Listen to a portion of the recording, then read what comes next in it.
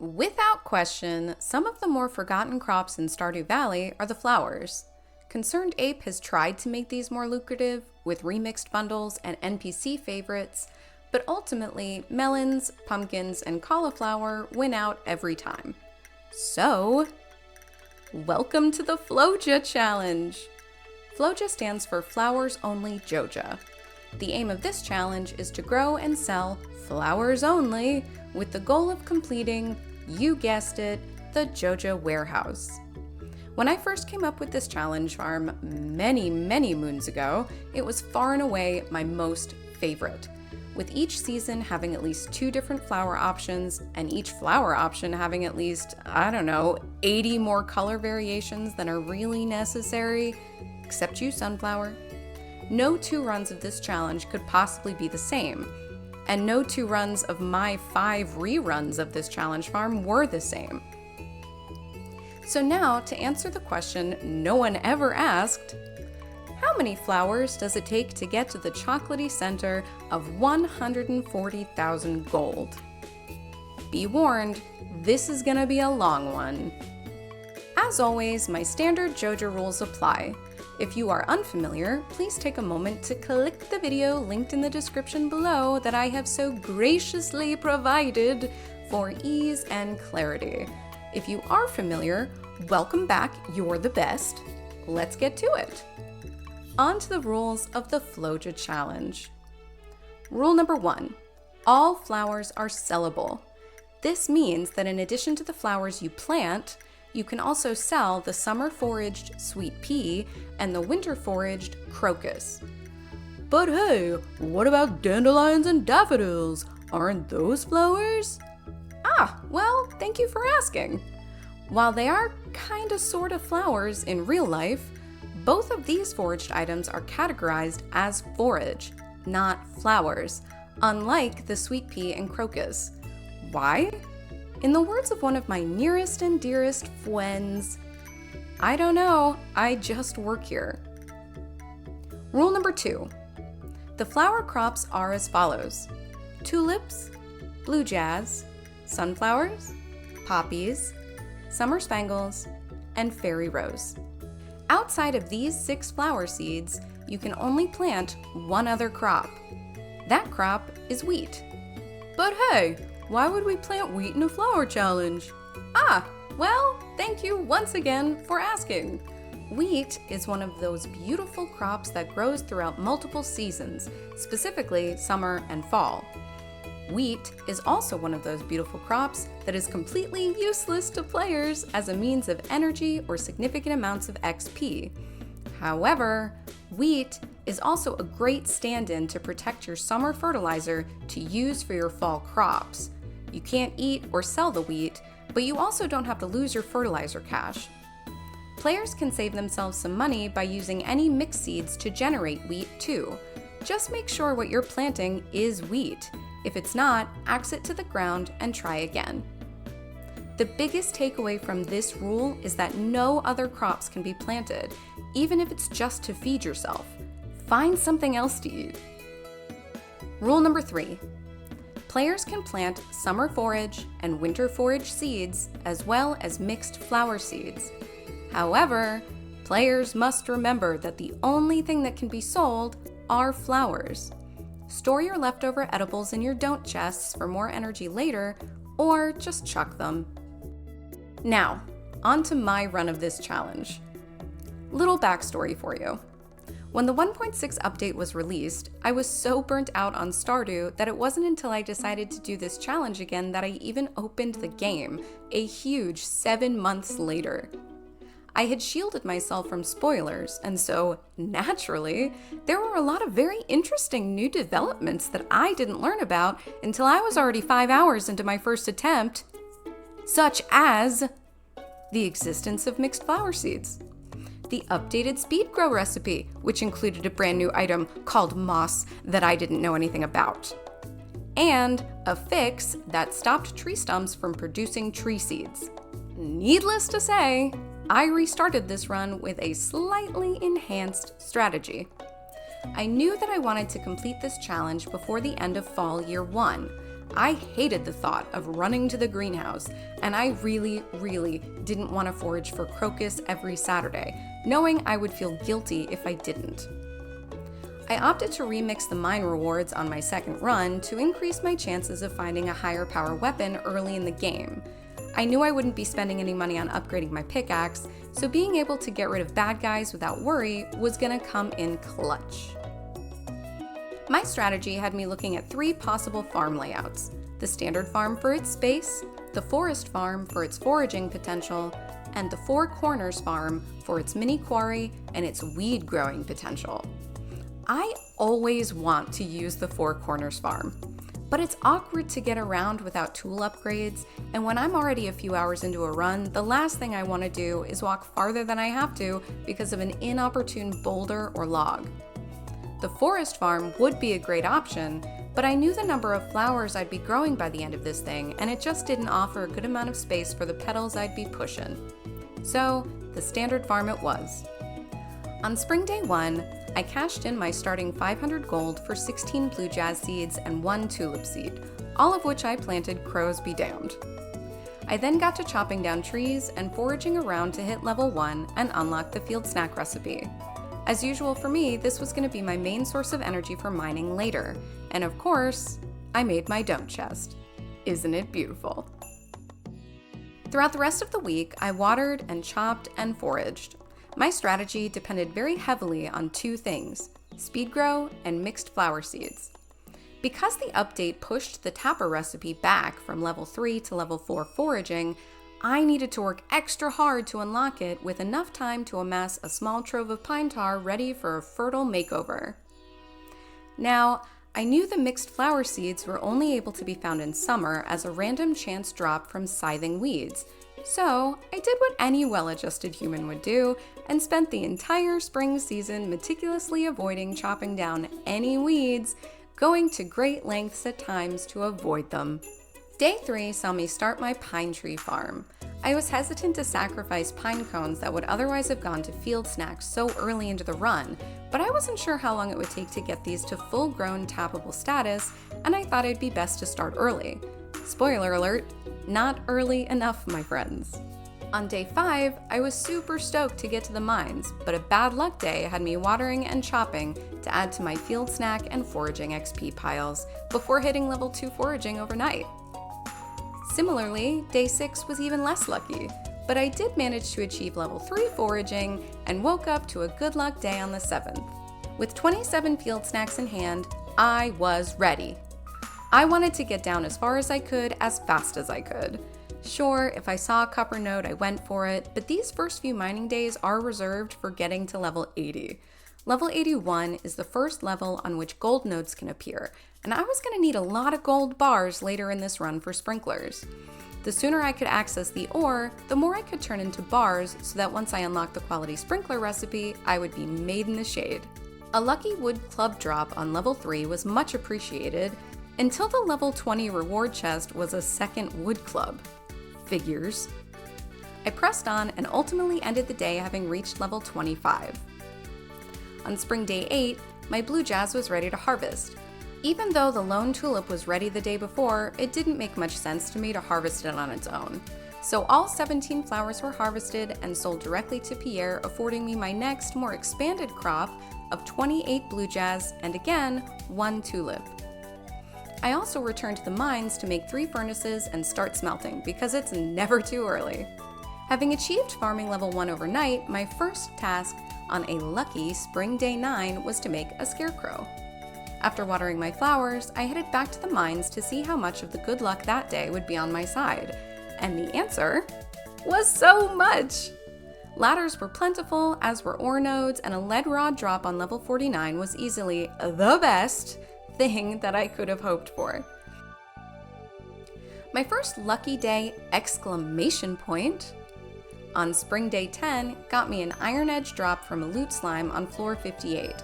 It was in comparing these 2 weapons that I realized the lead rod I had been using was a magical weapon with the slime gatherer charm and a +1 critical hit chance, making it the clear winner of the 2. Level 60 gave us a level 3 cutlass that was basically garbage as well, so mixing up the rewards was evidently less helpful than I thought it would be. I know what you're thinking. What does this have to do with planting flowers? Absolutely nothing. Moving on! I ended up running into a strange creature on level 69, this yellow slime. I had seen yellow slimes a billion times before, but this one, for whatever reason, decided to poop out 250 gold when it died. A quick bit of research informed me that this too was another 1.6 update that was previously unbeknownst to me. So now I had an extra 250 gold that I shouldn't have had. Because this is a money-based challenge, this is a serious rule infringement. I hit level 70 and went straight home to have a think. I did not want to have to restart this challenge again. So I had two options. The first was to just always have 250 gold in my bank account, which is ridiculous and weird. And the second was to find a way to get rid of exactly 250 gold without benefiting myself. So I headed to Pierre's on day 11, bought 5 potato seeds for 50 gold a pop, and promptly threw those potato seeds in the trash. Easy peasy. So, word to the wise here, Challenger. If you accidentally acquire gold, just get rid of it. Honor system, blah blah.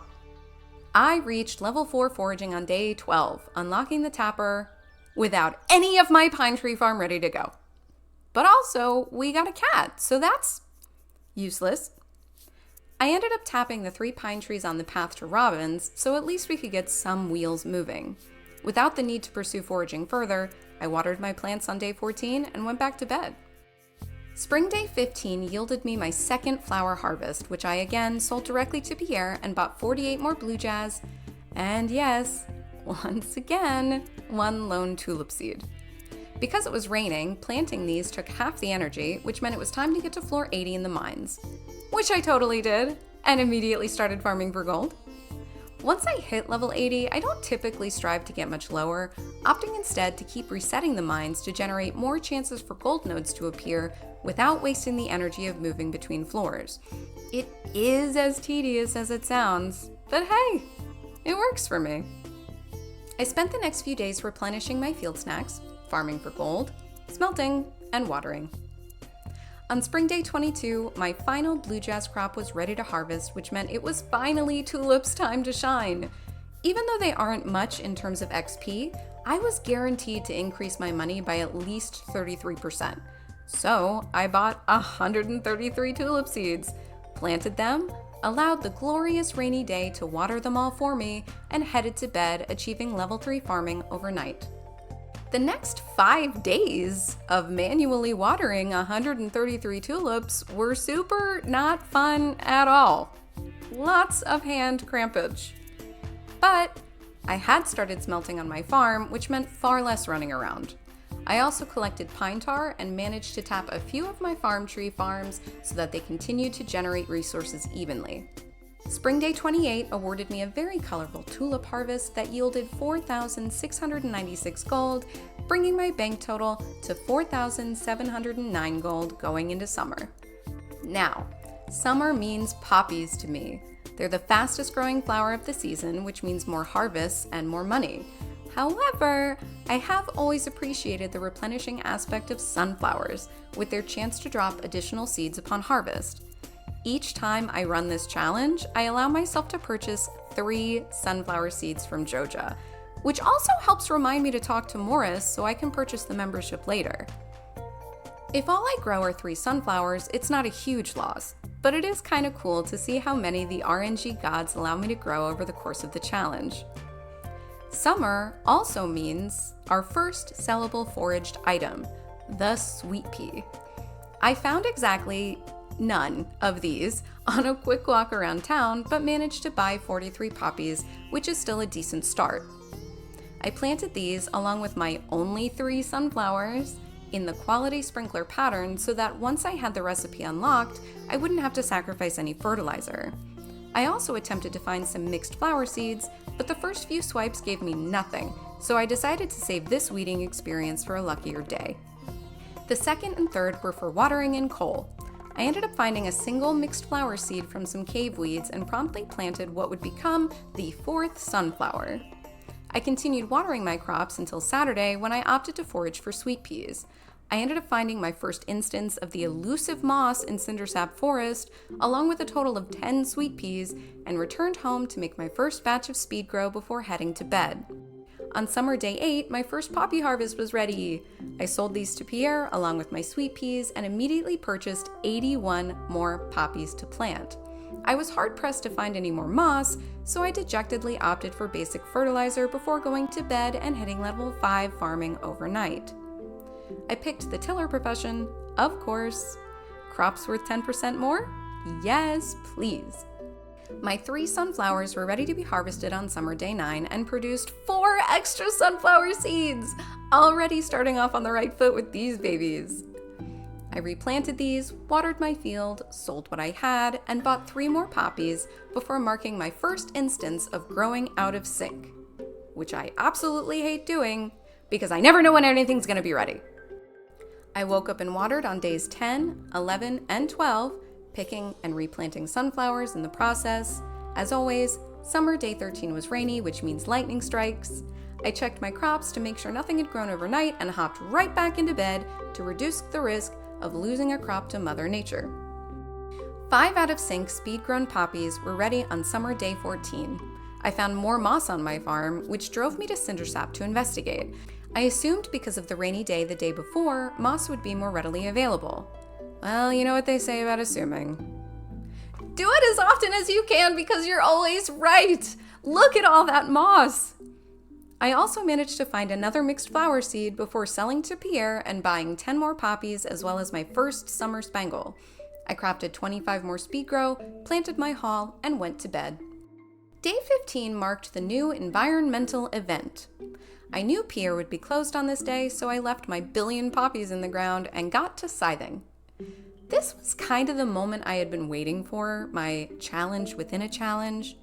Manicuring an entire farm for 43 days to ensure maximum weed growth is not for the faint of heart. I was about a quarter of the way through my farm with only 2 mixed flower seed drops when I started feeling really silly. But by the end of the day, I ended up with 22 mixed flower seeds total, which I don't know whether to be excited about or devastated by. That turned into 11 poppies, 5 summer spangles, and 6 sunflowers. Did I mention the astronomical amount of moss we ended up with from this event? Hello, speed grow! I picked all my poppies on day 16, sold them, and turned that money into 151 more poppy seeds, and of course, 1 summer spangle. These were then planted with all my new speed grow.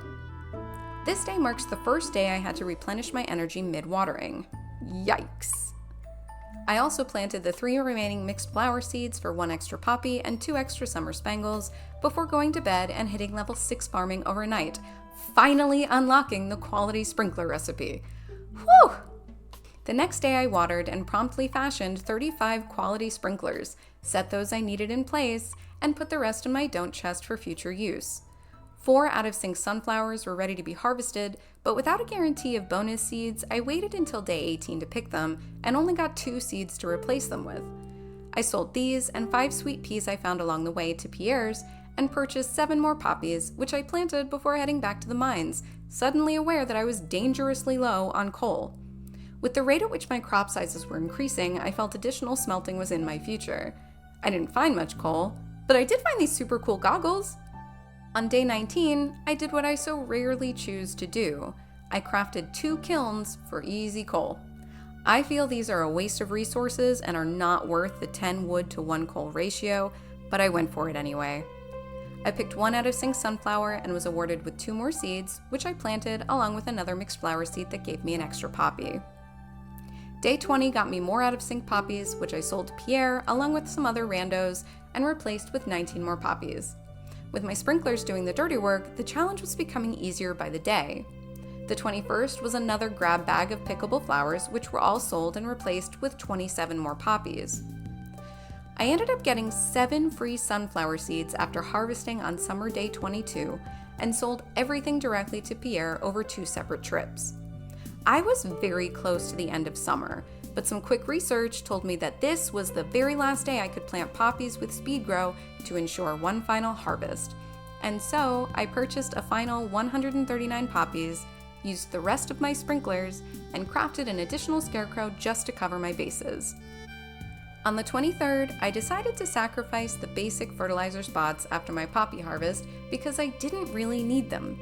I sold directly to Pierre and left without making any purchases, knowing I had plenty of mixed seeds in my don't chest that I would use to generate wheat seeds for my 3 empty speed grow spots, which I did before going to bed and hitting level 8 farming overnight. The rest of the summer was spent harvesting and selling. I ended up purchasing a total of 171 wheat seeds to preserve my speed grow.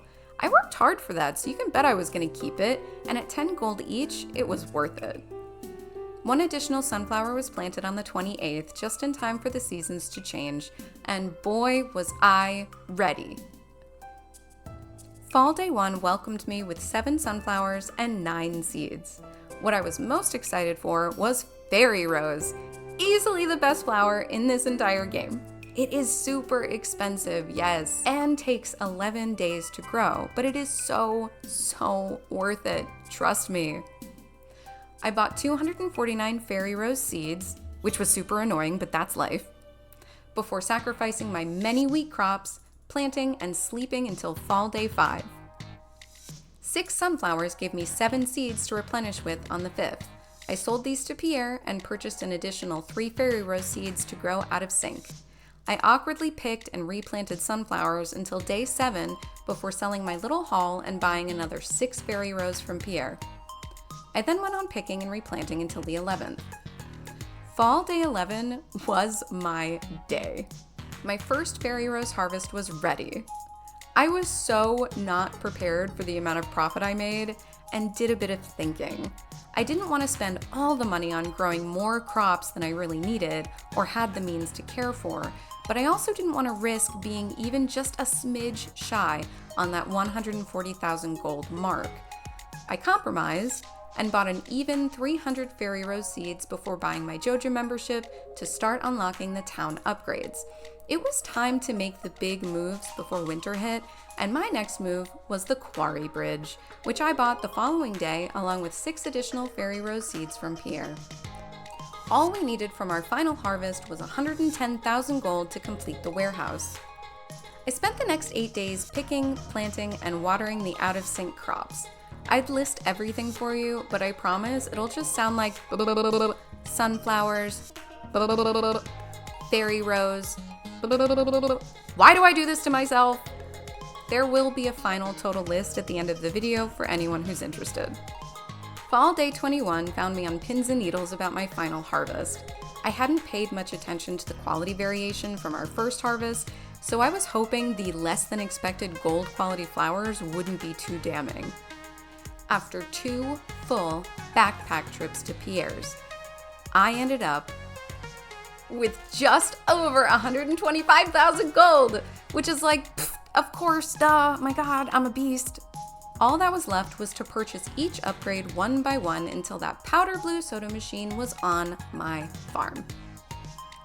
I ended up finishing this challenge on fall day 25, year 1, only just within my goal. All in all, I was really pleased with how this worked out. The sunflowers were surprisingly generous, and my decision to plant 131 tulips at the end of spring really paid off for me. The star of this show, though, was, of course, the Fairy Rose. But I had a lot of fun using the mixed flower seeds in summer as well.